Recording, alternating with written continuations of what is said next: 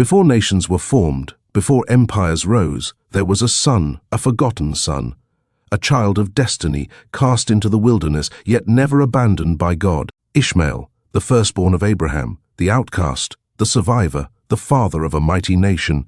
His story is one of pain, struggle, and divine promise. But how did his journey shape the course of history? And how did his descendants give rise to one of the world's greatest faiths? Today we uncover the mystery, the prophecy, and the legacy of Ishmael, a tale of rejection and redemption. Stay tuned, because this is a story that will change the way you see history forever. Can you imagine? In her darkest hour, when all seemed lost, God was still watching, still listening, still moving. And through Ishmael, a promise would be fulfilled, a promise that would shape nations. But who was Ishmael, the forgotten son of Abraham?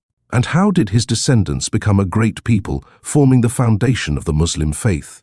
Let's journey back to the beginning, to a time of faith, struggle, and divine destiny.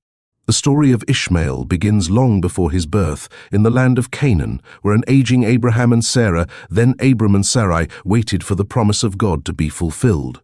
God had spoken to Abraham and made an incredible promise. Look up at the sky and count the stars. If, indeed, you can count them, so shall your offspring be. Genesis 15:5. But as the years passed and no child was born, doubt began to creep into Sarah's heart.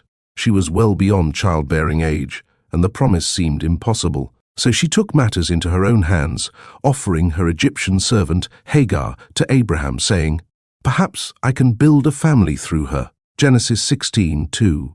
Hagar conceived, and with that, the stage was set for a conflict that would shape the course of history. The moment Hagar became pregnant, tension arose between her and Sarah. Hagar, now carrying the heir to Abraham, began to see herself as superior, and Sarah, feeling despised, reacted with harsh treatment. Overcome with misery, Hagar fled into the wilderness, alone and afraid. But God was not done with her. As she rested by a spring of water, an angel of the Lord appeared to her, speaking words that would echo through generations. "You are now pregnant and will give birth to a son. You shall name him Ishmael, for the Lord has heard your misery. He will be a wild donkey of a man. His hand will be against everyone, and everyone's hand against him, and he will live in hostility toward all his brothers." Genesis 16:11-12.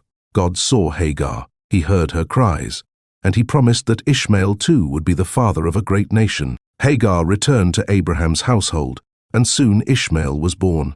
For 13 years he was the only son of Abraham, the one who seemed destined to inherit the covenant. But God had another plan. When Abraham was 99 years old, God once again spoke, reaffirming his promise. But this time he declared that Sarah herself would bear a son, Isaac. The long-awaited child was born, and joy filled the household. But as Isaac grew, tensions rose again. Sarah saw Ishmael, now a teenager, mocking young Isaac, and her heart burned with anger. She turned to Abraham and demanded, "Get rid of that slave woman and her son, for that woman's son will never share in the inheritance with my son Isaac." Genesis 21:10. Abraham was deeply troubled, for Ishmael was still his son. But God told him not to be distressed, reassuring him that he would also make Ishmael into a great nation. And so, with a heavy heart, Abraham sent Hagar and Ishmael away into the wilderness of Beersheba with only a skin of water and some bread. The sun blazed, the water ran dry, and despair gripped them. Hagar placed her son under a bush and moved away, not wanting to see him die. She wept, her cries mixing with those of Ishmael. But then the voice of God spoke again. "Do not be afraid. God has heard the boy crying. Lift him up and take him by the hand, for I will make him into a great nation." Genesis 21:17-18. At that moment, God opened her eyes, and she saw a well of water. She ran to it, filled the skin, and gave Ishmael to drink. From that day on, Ishmael grew strong. He lived in the wilderness, became a skilled archer, and eventually married an Egyptian woman. He fathered 12 sons, who became the ancestors of the great Arab nations. And so, the descendants of Ishmael would later give rise to one of the world's largest faiths, Islam, through the Prophet Muhammad, who is believed to be a direct descendant of Ishmael. Abraham's 2 sons, Isaac and Ishmael would go on to father two great nations, one through the line of Isaac the Israelites and later Christianity, and one through Ishmael the Arabs and Islam. Though separated by distance and conflict, they were both sons of Abraham.